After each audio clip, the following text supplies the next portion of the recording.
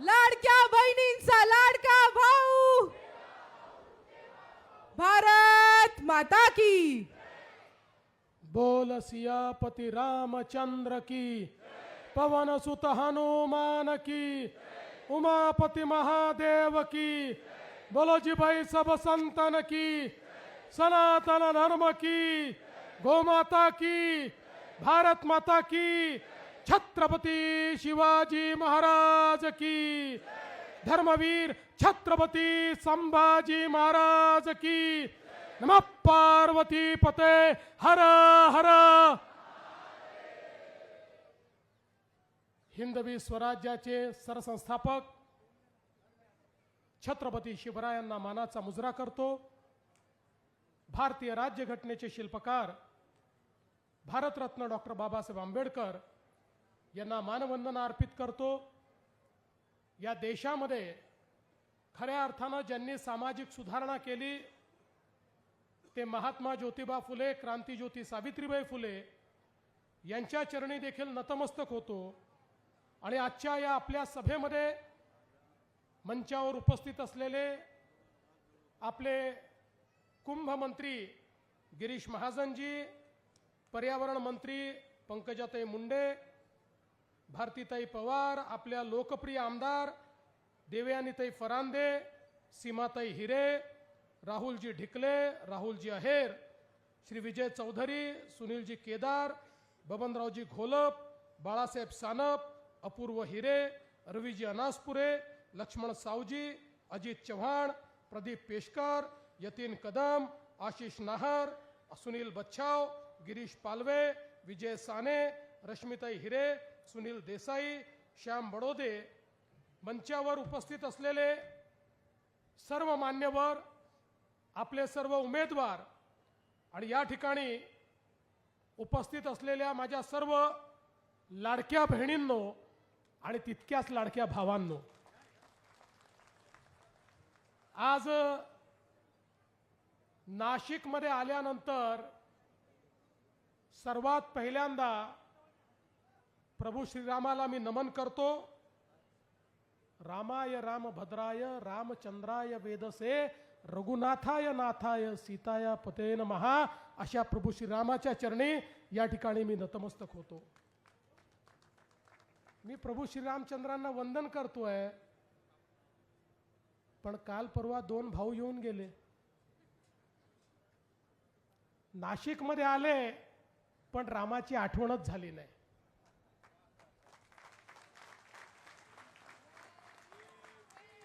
नाशिकमध्ये येऊन ज्यांनी राम मांडला नाही, आता त्यांच्यामध्ये राम उरला नाही. और जो राम का नहीं वो किसी काम का नहीं. बंधू भगिनींनो, अलीकडच्या काळात काही लोक म्हणायला लागले, देव खरंच आहेत की नाही असा प्रश्न काही लोकांना पडायला लागला. देवाची खिल्ली काही लोक या ठिकाणी उडवायला लागले. पण जाऊ द्या, त्यांच्याबद्दल मी काही फार बोलणार नाही.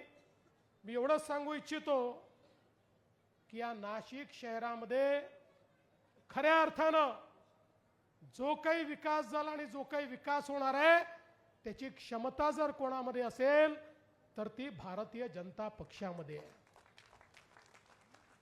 माझी खिल्ली उडवली गेली. म्हणाले नाशिक दत्तक घेतलं होतं, त्याचं काय झालं? खऱ्या अर्थानं हो, या नाशिकमध्ये मी सांगितलं होतं मी नाशिक दत्तक घेतोय. मी त्यानंतर ही तक्रार नाही केली की मी नाशिक दत्तक घेतलं. 2017 साली आणि 2019 साली विरोधी पक्षाचा नेता झालो. 2च वर्ष मला मिळाले, पण याची तक्रार मी केली नाही, कारण तक्रार करणारे लोक आम्ही नाही आहोत. विरोधी पक्ष नेता म्हणून देखील जेव्हा कोविडचा काळ होता, त्या कोविडच्या काळामध्ये जेव्हा सगळे हे उबाठाचे, मनसेचे, काँग्रेसचे, राष्ट्रवादीचे नेते घरी बसले होते, त्यावेळी या नाशिकमध्ये हा देवाभाऊ आला होता आणि या ठिकाणच्या प्रत्येक कोविड केअर सेंटरमध्ये आणि ICU पर्यंत जाणारा हा देवाभाऊ होता. पण मला तुम्हाला विचारायचं आहे, तुम्ही किती वेळा नाशिकला आले? मी तर वर्षातनं 4दा नाशिकला येतो, पण तुम्ही किती वेळा नाशिकला आले? निवडणुका आल्या की नाशिकला यायचं आणि निवडणुका संपल्या की नाशिकला विसरायचं. अशा पद्धतीनं हे जे निवडणूक पर्यटक आहेत, हे निवडणूक पर्यटक आहे, निवडणुकीच्या निमित्ताने हे पर्यटन करणारे लोक आहेत. आणि म्हणून काळजी करू नका. या ठिकाणी खऱ्या अर्थानं आजही मी तुम्हाला सांगतो, नाशिकशी माझं नातं तेच आहे. कालही होतं, आजही आहे आणि उद्याही राहील. या नाशिकची जबाबदारी आम्ही घेतली आहे. नाशिककरांनी तुम्हालाही सत्ता दिली होती, त्यावेळी तुम्ही काहीच केलं नाही. मी आजही सांगतो, ज्यावेळी कुंभमेळ्याची वेळ आली, कुंभमेळ्याच्या वेळी यांनी हात वर केले, काही करता येणार नाही म्हणून सांगितलं. आमच्याकडे वेळ कमी होता, पण गिरीश भाऊंनी आम्ही या ठिकाणी त्याही 2015च्या कुंभमेळ्यामध्ये यांनी सांगितलं महानगरपालिका एक पैसा देणार नाही. म्हटलं काही हरकत नाही, सगळा पैसा राज्य सरकारच्या वतीने देईन. सगळा पैसा त्याही राज्य सरकारच्या वतीने दिला आणि कुंभमेळा निर्विघ्न पार पडला. ईश्वराच्या कृपेने 2015चा कुंभमेळा कुंभमेळ्याच्या इतिहासातला एकमेव कुंभमेळा आहे ज्याच्यामध्ये एकाही व्यक्तीचा मृत्यू झाला नाही. अतिशय सेफ असा कुंभमेळा त्यावेळी आपण पार पाडला. आणि म्हणून आपण जर बघितलं तर मोठ्या प्रमाणात या ठिकाणी कुंभमेळ्याची देखील खिल्ली उडवणारे हे लोक आहेत. गंगेचं पाणी पिणार नाही म्हणून सांगतात आणि गोदातीरी येऊन या ठिकाणी भाषण करतात. अशा पद्धतीचे काम करणारे लोक आहेत. मी तुम्हाला सांगतो, आपण प्रश्न विचारला ना, आमचा काय आराखडा आहे, आम्ही काय काम केलंय, आम्ही काय काम करणार आहोत, मी तुम्हाला या ठिकाणी सांगू इच्छितो. इतक्या मोठ्या प्रमाणात जवळजवळ 30,000 कोटी रुपयाची कामं आता या नाशिकमध्ये आणि नाशिकच्या परिसरामध्ये आम्ही हातामध्ये घेतली आहेत. या नाशिकला बदलवून दाखवण्याची ताकद आमच्यामध्ये आहे. आज नाशिकचं जे विमानतळ आहे, या विमानतळाचा विकास आपण हातामध्ये घेतला. 640 कोटी रुपये राज्य सरकार देत आहे, 600 कोटी रुपये केंद्र सरकार देत आहे आणि या विमानतळाचा विस्तार करून नाशिकचं विमानतळ हे वर्ल्ड क्लास विमानतळ तयार करण्याचा आमचा प्रयत्न आहे. ज्या विमानतळामध्ये जी कॅपॅसिटी आहे त्याच्या 4 पट जास्त कॅपॅसिटी या ठिकाणी आम्ही तयार करतो. जास्तीत जास्त विमानं उतरू शकतील ही व्यवस्था आम्ही करतो. केवळ कुंभपुरतं हे विमानतळ नाही आहे. आज जगाच्या पाठीवर उद्योग त्याच ठिकाणी जातात जिथे चांगलं विमानतळ असतं, जिथे चांगली कनेक्टिव्हिटी असते. गुंतवणूक त्याच ठिकाणी होते जिथे वेगवेगळ्या देशांची, वेगवेगळ्या राज्यांची कनेक्टिव्हिटी असते. त्यामुळे हे जे विमानतळ आम्ही तयार करतो, हे विमानतळ भविष्यातल्या नाशिकचा विचार करून, भविष्यातल्या नाशिकला एक औद्योगिक नगरी म्हणून या ठिकाणी तयार करण्याकरता, नाशिकच्या पर्यटनाला चालना देण्याकरता हे विमानतळ आपण तयार करतो. आणि त्यासोबत नाशिकची पुढची जीवन वाहिनी म्हणून 10,000 कोटी रुपयाचा नाशिकचा नवीन रिंग रोड आम्ही तयार करतो. हा केवळ रोड नाही आहे, नाशिकच्या भविष्याची नांदी म्हणजे हा रिंग रोड आहे. हा रिंग रोड 260 स्क्वेअर किलोमीटरचा एरिया नाशिकचा, याला व्यापून त्याला विकासाकडे नेणार आहे. 4 राष्ट्रीय महामार्ग, 4 राज्य महामार्ग, समृद्धी महामार्ग, नाशिक चेन्नई महामार्ग, या सगळ्या महामार्गांना जोडणारा हा रिंग रोड या ठिकाणी तयार होणार आहे. यातनं एक असं ॲग्लोमरेशन पुढे तयार होणार आहे की ज्यातनं आमचं शहरीकरण देखील आम्ही मॅनेज करू आणि उद्योगाकरता एक अतिशय महत्वाची जागा या रिंग रोडच्या माध्यमातून तयार होईल. पर्यटनाकरता ही जागा तयार होईल आणि या नाशिकला पूर्व, पश्चिम, उत्तर, दक्षिण सगळीकडे जोडण्याचं काम या रिंग रोडच्या माध्यमातून होणार आहे. आणि एका रेकॉर्ड स्पीड मध्ये या नाशिकचा रिंग रोड आम्ही या ठिकाणी करून दाखवणार आहोत. या ठिकाणून अगदी तिरुपतीला जरी जायचं असेल 12 तासामध्ये बाय रोड तुम्ही जाऊ शकाल अशा पद्धतीचा हा रिंग रोड या ठिकाणी आपण करतो. नाशिक सोलापूर अक्कलकोट 6 लेनचा ग्रीनफील्ड कॉरिडॉर करतो 19,000 कोटी रुपयाचा. नाशिक पुणे 6 पदरी महामार्ग आपण करतो आणि समृद्धी महामार्ग त्या महामार्गापासून वाढवण पर्यंत एक थेट महामार्ग करतो. हे कशा करता करतो कारण पुढच्या काळामध्ये वाढवणचं जे बंदर आहे वाढवणचं बंदर जगातल्या पहिल्या 10 बंदरांपैकी होणार आहे. आणि आता आमच्या नाशिक पासून जो आम्ही ऍक्सेस कंट्रोल रोड करतोय 100 किलोमीटरवर हे बंदर येणार आहे. त्यामुळे ज्या प्रकारे मुंबईच्या बंदराचा फायदा होऊन पुणे हे या ठिकाणी मॅन्युफॅक्चरिंग हब झालं टेक्नॉलॉजीचं हब झालं मुंबई आणि MMR रिजन झालं. वाढवण बंदरामुळे आमचं नाशिक हे या ठिकाणी मॅन्युफॅक्चरिंग हब होणार आहे. आमचं नाशिक हे टेक्नॉलॉजी हब होणार आहे. 100 किलोमीटर मध्ये जगातल्या 10व्या क्रमांकाचं पोर्ट हे आपल्या नाशिकला या ठिकाणी येणार आहे आणि त्याचं पोर्ट लेट डेव्हलपमेंट हे सगळं या नाशिकमध्ये आणण्याचं काम आम्ही या ठिकाणी करणार आहोत. त्यामुळे औद्योगिक क्षेत्र आणि त्यासोबत लॉजिस्टिक्सचा विकास आम्ही करणार आहोत. माननीय मोदीजींनी एवढ्या मोठ्या प्रमाणात हे सगळे महामार्ग नाशिकला का दिले कारण पुढच्या काळामध्ये नाशिकला ट्रान्सशिपमेंटचं लॉजिस्टिक हब म्हणून या ठिकाणी विकसित करायचं आहे ज्यातनं हजारो तरुणांच्या हाताला काम मिळेल आणि या ठिकाणी सप्लाय चेनचा भाग म्हणून आमचं नाशिक हे आधुनिकतेकडे जाणार आहे. आज आपण जर बघितलं तर रेल्वेचा विस्तार करतोय. नाशिक पुणे आपण रेल्वे करतोय ज्या रेल्वेच्या माध्यमातनं हाय स्पीडच्या माध्यमातनं आपल्याला काही तासांमध्ये त्या ठिकाणी या रेल्वेनी जाता येईल. 200 किलोमीटरच्या स्पीडनी चालणारी रेल्वे ही या ठिकाणी नाशिक आणि पुण्याच्या मध्ये आपण तयार करतोय. एकीकडे नवीन रस्ता होतोय दुसरीकडे नवीन रेल्वे होते आणि त्यासोबत आता समृद्धी महामार्गामुळे आपलं मुंबई देखील जवळ आलाय. काही लोक म्हणतात मुंबईला पोहोचतो लवकर पण भिवंडीपासनं वेळ लागतो. आता चिंता करू नका आमणे फाट्यापासनं थेट आम्ही एक रोड काढतोय जो ईस्टर्न फ्रीवेला जाणार आहे आणि त्यातनं थेट मुंबईपर्यंत तुम्ही जाऊ शकणार आहे. म्हणजे आता याच्या पुढे मुंबईपर्यंत नाशिककरांना पोचायला 2.25 तास लागतील त्याच्यावर वेळ लागणार नाही. अशा पद्धतीचं काम हे देखील या ठिकाणी आपण करतोय. आणि यासोबत मगाशी ताईंनी सांगितलं या नाशिकमध्ये वेगवेगळी कामं हातामध्ये घेतली. द्वारका सर्कलला आपल्याला माहिती आहे ज्या प्रकारे ट्रॅफिकचा त्या ठिकाणी खोळंबा होतो आणि अनेक लोकांना अडचणीचा सामना करावा लागतो. त्या ठिकाणी 400 कोटी रुपये देऊन अंडरपास आपण डेव्हलप करतोय आणि नवीन पद्धतीनं त्या सर्कलची पूर्ण मांडणी करतोय. कोणालाही एकही मिनिट त्या ठिकाणी खोळंबून राहावं लागणार नाही अशा पद्धतीनं आपण या ठिकाणी हे काम करतो.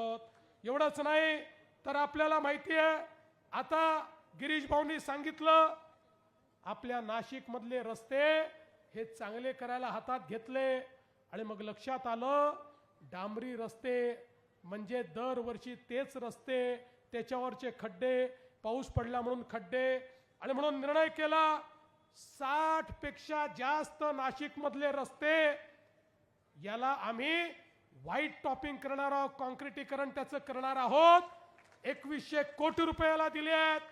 या 60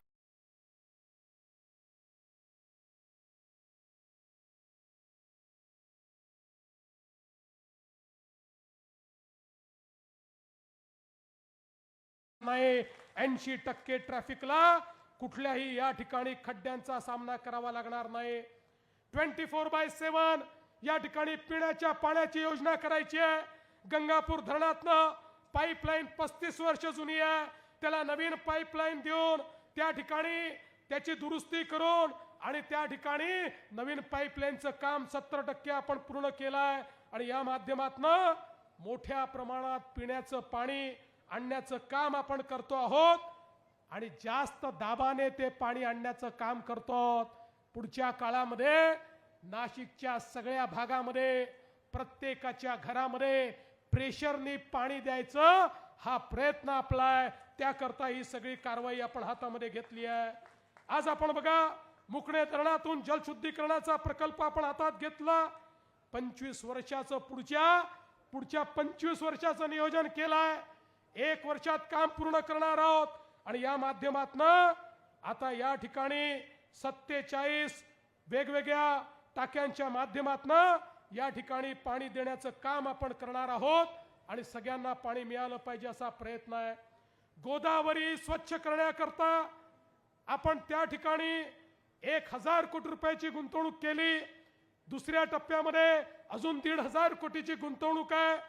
मोठ्या प्रमाणात एसटीपी आपण तयार करतो आणि एसटीपीतनं पाणी शुद्ध होऊन गोदावरीत जाईल. पण अनेक वेळा एसटीपी लागतात आणि नंतर ते चालतच नाहीत. त्या ठिकाणी पैसा खर्च होऊन जातो. यावेळी आम्ही नवीन पद्धत आणली आणि ही पद्धत काय आहे? फक्त 40% पैसे आम्ही देणार आहोत आणि उरलेले 60% पैसे पुढच्या 15-20 वर्षामध्ये त्याला एन्युटीनी घ्यायचे आहेत. आणि एन्युटीची त्याची त्या ठिकाणी जे काही पैसे त्याला मिळणार आहे त्याची कंडिशन काय आहे?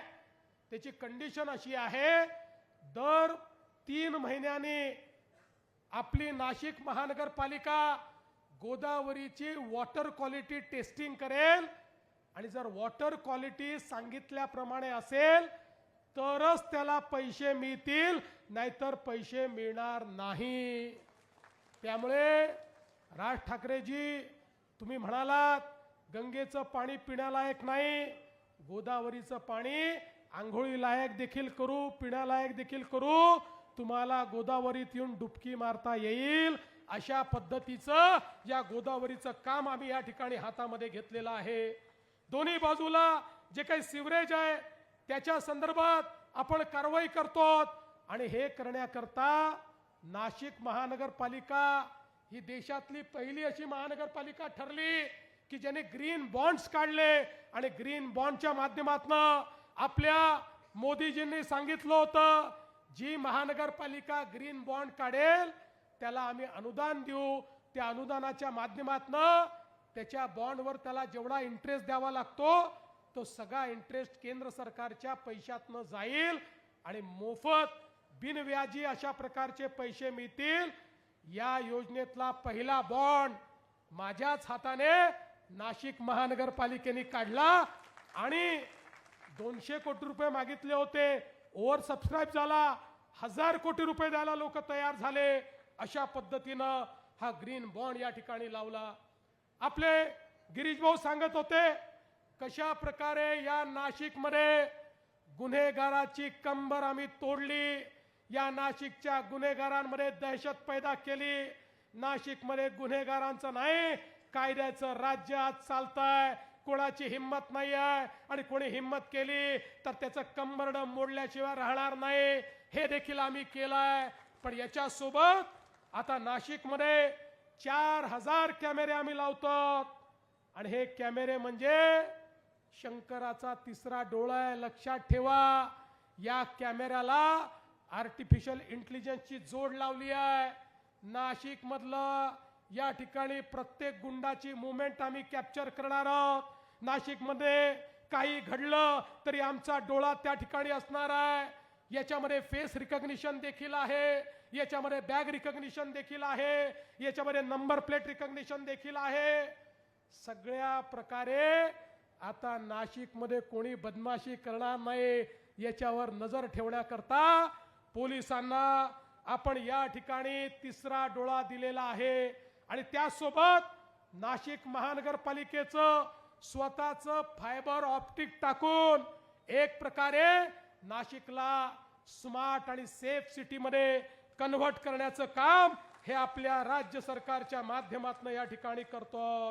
आणि म्हणून बंधू भगिनींनो, आज या सगळ्या गोष्टी ज्या आपण करतो, या करत असताना पाणी पुरवठा असेल, सिवरेज असेल, BSNL असेल, ऑप्टिक फायबर असेल, गॅस पाईपलाईन असेल, या सगळ्या गोष्टीचं काम एकत्रित हातात घेतलेलं असल्यामुळे पुढच्या काळात पुन्हा पुन्हा नाशिक खोदा अशा प्रकारची किमान महत्त्वाच्या रस्त्यावर वेळ येणार नाही अशा प्रकारचा आमचा प्रयत्न आहे. अनेक गोष्टी या ठिकाणी सांगता येतील. पुढच्या काळामध्ये एक ITचा मोठा पार्क देखील या ठिकाणी आपल्याला करायचे आहेत. इलेक्ट्रिक हब आपल्याला तयार करायचा आहे. नाशिकमध्ये वेगवेगळ्या प्रकारे आपल्याला या ठिकाणची गुंतवणूक आणायची आहे. आणि म्हणून बंधू भगिनींनो, खऱ्या अर्थानं आपण जर विचार केला तर या नाशिकच्या संदर्भात काही विवाद देखील या ठिकाणी झाले आहेत. विशेषतः आपण जिथे साधुग्राम करतो त्या साधुग्रामवर झाडं तोडण्याच्या संदर्भातला एक विवाद उभा झाला. पहिल्यांदा तर काही डाव्या विचारसरणीच्या लोकांनी अशा प्रकारच्या अफवा पसरवल्या की कोणीतरी मला विचारलं, का हो म्हणाले तुमच्या नाशिकमध्ये तुमची महानगरपालिका ज्या झाडांखाली सीतामाई बसली होती ते झाडं तोडायला निघाली. अरे मी म्हटलं बाबा कोणी सांगितलं तुला? यामध्ये जे सत्य आहे ते तुमच्यापर्यंत पोहोचलं पाहिजे. ही जी जागा आहे या जागेमध्ये साधुग्राम आपण करतो. 1993 पासून रिझर्वेशन आहे. 3 लाही केलं, 15 लाही केलं, आताही आपण करणार आहोत. बंधू भगिनींनो, खरं म्हणजे 2002 साली माझ्याकडे आता ठराव आहे. 2002 साली महानगरपालिकेने ठराव केला होता ही जागा ॲक्वायर करायचा. किती पैसे लागणार होते माहिती आहे? तेव्हाच्या किमतीप्रमाणे 7 कोटी रुपयात ही 54 एकर सगळी जागा ही ॲक्वायर होणार होती. ठीक आहे, राज्यकर्त्यांना वाटलं नाही, त्यांनी केली नाही. त्यानंतर आपण जर या साधुग्रामच्या जागेचा विचार केला तर आता माझ्याकडे 2 गुगल मॅप आहे. हा गुगल मॅप आहे, हा 2014-15चा गुगल मॅप आहे. इथे कुठे झाडं आपल्याला दिसतात का बघा. कोणीही गुगलवर जाऊन हा मॅप काढू शकतो. हा 2014-15चा गुगल मॅप आहे आणि हा 2020-21चा गुगल मॅप आहे आणि त्यानंतर 25चा हा 2023-24चा गुगल मॅप आहे. याच्यामध्ये आपल्याला ती सगळी झाडं दिसतात. ही जी झाडं आहेत ना या ठिकाणी लागलेली, ज्यावेळी या महाराष्ट्रामध्ये 50 कोटी वृक्षारोपणाचा आपण निर्णय केला आणि त्याआधी आपल्याकडे आपण ज्यावेळेस जागा शोधून काढल्या कुठे वृक्षारोपण करायचं आहे, नाशिक महानगरपालिकेत आपली सत्ता होती. आपल्या लोकांनी निर्णय केला की या ठिकाणी वृक्षारोपण करायचं, रिकामी जागा आहे आणि म्हणून आपण त्या ठिकाणी वृक्षारोपण केलं. ती ही वृक्ष आहेत, त्यातली काही मोठी जुनी वृक्ष आहेत, काही आपण वृक्षारोपण केलेली आहेत आणि काही झुडपं आहेत. पण मी तेवढंच सांगून तुम्हाला थांबणार नाही. माननीय राजसाहेब, उद्धव साहेब हे या ठिकाणी येऊन गेले. या महानगरपालिकेवर ज्यावेळेस त्यांचं राज्य होतं त्यावेळी 16/4/2016 हा महानगरपालिकेचा ठराव आहे. 16/4/2016 राजसाहेब आपले महापौर होते, आपली महानगरपालिका होती आणि त्या ठिकाणी काय म्हटलंय, 54 एकर जागा विना वापर पडून आहे. त्याच्यावर खुले महानतळ, मनोरंजन, सर्कस, खेळाचं मैदान, वेगवेगळ्या प्रकारचे उत्सव या सगळ्या करता आणि मग चौपाटी, नवीन नर्सिंग कॉलेज या सगळ्या करता याचा उपयोग करून यातनं पैसे महानगरपालिकेला कमवता येतील म्हणून कमर्शियल उपयोग करण्याकरता माननीय राज ठाकरे साहेब महानगरपालिकेत आपली सत्ता असताना 16/4/2016 रोजी तुम्ही हा ठराव केला. त्यानंतर आमची सत्ता आली. आमची सत्ता आल्यानंतर आम्ही कमर्शियल वापर नाही केला. आम्ही त्या ठिकाणी झाडं लावली आणि झाडं लावून त्या ठिकाणी त्याला हिरवगार केलं. आणि आज पुन्हा एकदा सांगतो, गिरीश भाऊंनी सांगितलंय आम्हाला कुठली मोठी झाडं तोडायची नाहीत. काही झुडपं आहेत, ती झुडपं त्या ठिकाणी तोडायची आहेत. पण त्याही संदर्भात आता उच्च न्यायालयामध्ये केस चाललेली आहे. त्यामुळे उच्च न्यायालयाचा जो निर्णय असेल आम्हाला मान्य असेल. आम्ही झाडं लावणारी लोक आहोत. मी गिरीश भाऊंचं अभिनंदन करेन. 20,000 अशी झाडं गिरीश भाऊंनी आणली की जी 3 वर्षाची 5 वर्षाची झाडं आहेत. पुढच्या 5 वर्षामध्ये ज्या ठिकाणी झाडं लागली आहेत तिथे जाऊन भेटल्यानंतर असं आपल्याला वाटेल की 20 वर्षापूर्वी हे वन लावलं आहे का, अशा पद्धतीनं त्या ठिकाणी त्यांनी काम केलंय.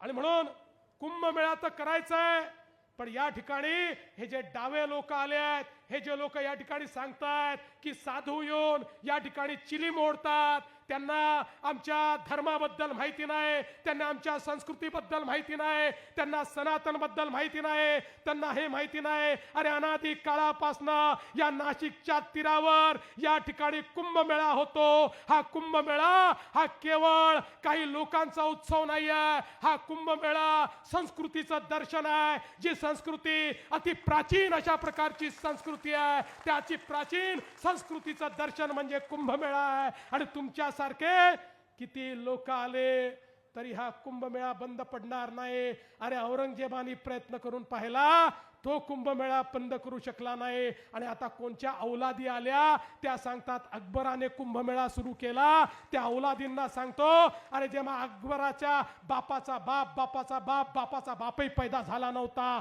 तेव्हाही याच नाशिकमध्ये या ठिकाणी कुंभमेळा होत होता. त्यामुळे अशा प्रकारच्या नालायकांना त्यांची जागा दाखवून देण्याकरता आज आपल्याला काम करण्याची आवश्यकता आहे. बंधू भगिनींनो, ही जी हजारो कोटी रुपयाची कामं या ठिकाणी चालली आहेत, आपण बघा या ठिकाणी 1300 कोटी रुपयाचे आपण 8 पुलांचं काम हातामध्ये घेतलेलं आहे. राष्ट्रीय महामार्गाचं 2700 कोटी रुपयाचं काम घेतलंय. STPचं अजून वेगळ्या प्रकारे 1483 कोटीचं काम घेतलंय. सिवरेजचं 217 कोटीचं काम घेतलंय. या ठिकाणी घाटांचा विस्तार 2.5 किलोमीटर पर्यंत आपण करतोय. रामकाल पथ, खऱ्या अर्थानं हा जो रामकाल पथ ज्या प्रकारे आपण तयार करतो आहोत, मी तुम्हाला सांगतो पुढच्या काळामध्ये लोक आज नाशिकला येतात, त्या ठिकाणी काळाराम मंदिर पाहतात, पंचवटी पाहतात, पण खऱ्या अर्थानं इथला इतिहास त्यांना समजत नाही. हा रामकाल पथ अशा प्रकारे आपण करणार आहोत की खऱ्या अर्थानं रामायण प्रत्यक्ष या ठिकाणी आपल्याला पाहायला मिळत आहे का, अशा पद्धतीनं लोकांना वाटेल. अशा प्रकारचं काम आपण करणार आहोत. यासोबत आपण नाशिक पोलिसांना देखील 364 कोटी रुपये शहरामध्ये, 122 कोटी रुपये जिल्ह्यामध्ये त्या ठिकाणी दिले आहेत की ज्या माध्यमातून मोठ्या प्रमाणात आपण काम करणार आहोत. आणि साधू ग्रामची जागा देखील 2400 कोटी रुपये देऊन त्या ठिकाणी आम्ही एक्वायर करणार आहोत.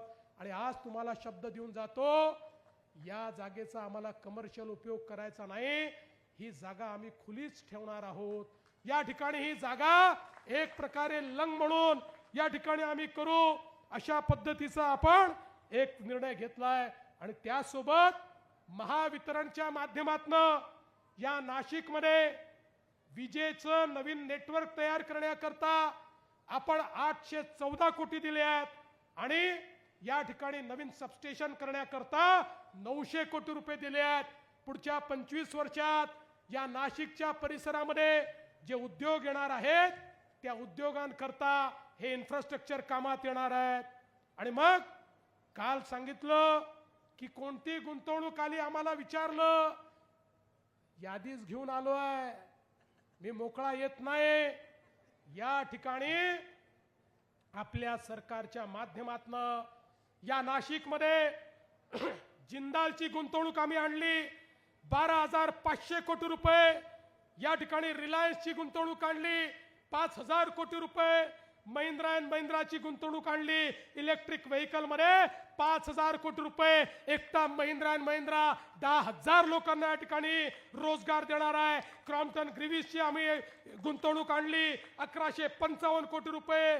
व्हर्च्युअसची गुंतवणूक आणली 800 कोटी रुपये. इपिरॅकची गुंतवणूक आणली 350 कोटी रुपये. विविध रिन्यूची गुंतवणूक आणली 1500 कोटी रुपये. कृषीराज सोलरची गुंतवणूक आणली 1500 कोटी रुपये. एसी गॅसेसची गुंतवणूक आणली 550 कोटी रुपये. सह्याद्रीची गुंतवणूक आणली 350 कोटी रुपये. 57,000 कोटी रुपयाची गुंतवणूक ही आम्ही या नाशिकमध्ये आणलेली आहे, नाशिकमध्ये. आणि आता याच्या सोबत एक अजून नव्याने गुंतवणूक माननीय मोदीजींच्या माध्यमातून आली. आपल्या HAL मध्ये आता विमान बनवण्याकरता 12,000 कोटी रुपयाची गुंतवणूक आली आहे. आणि आता ती नुसती तिथेच गुंतवणूक राहणार नाही. मी त्यांच्याशी चर्चा करत होतो त्यावेळी मला सांगण्यात आलं केवळ 12,000 कोटी रुपयावर ही गुंतवणूक थांबत नाही. याच्यामुळे 1500 एन्सिलरी युनिट आता या ठिकाणी येणार आहेत. आणि म्हणून नवीन उद्योगाकरता 1,000 एकर जमीन अधिकची अधिग्रहित करून तिथे नव्याने MIDC या नाशिकमध्ये आम्ही सुरू करण्याचा निर्णय घेतलेला आहे. आणि एवढंच नाही तर आता केंद्र सरकार आपल्याला जो डिफेन्स कॉरिडॉर देतो आहे, त्या डिफेन्स कॉरिडॉर मध्ये 3 डिफेन्स कॉरिडॉर आपल्याला दिले आहेत. त्या 3 डिफेन्स कॉरिडॉर मध्ये जो आपला एअरफोर्सशी संबंधित, एव्हिएशनशी संबंधित जो आपला डिफेन्स कॉरिडॉर आहे तो नाशिक मध्ये करण्याची शिफारस आम्ही केलेली आहे आणि ती अंतिम टप्प्यामध्ये केंद्र सरकारकडे आहे. आणि म्हणून मी तर छोट्या छोट्या गोष्टी सांगितल्या नाहीत आणि मी तुम्हाला सांगतो इथे थांबलो नाहीये. 50,000 कोटी रुपयाच्या अजून गुंतवणुकी पाईपलाईन मध्ये आहेत. त्यातल्या काही डावोस मध्ये आता होतील कारण त्याच्यात परदेशी गुंतवणूकदार आहेत. आणि म्हणून या नाशिकच्या सर्वांगीण विकासाकरता या ठिकाणी आम्ही कामाला आलेलो आहोत.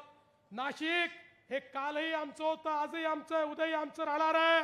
त्यामुळे मी एवढंच सांगतो, या निवडणुकीमध्ये आपल्याला पुन्हा एकदा पूर्ण बहुमत भारतीय जनता पक्षाला द्यायचं आहे. भारतीय जनता पक्षाचं कमळ तर तुम्हाला माहिती आहे, पण काही आपले पुरस्कृत उमेदवार देखील आहेत.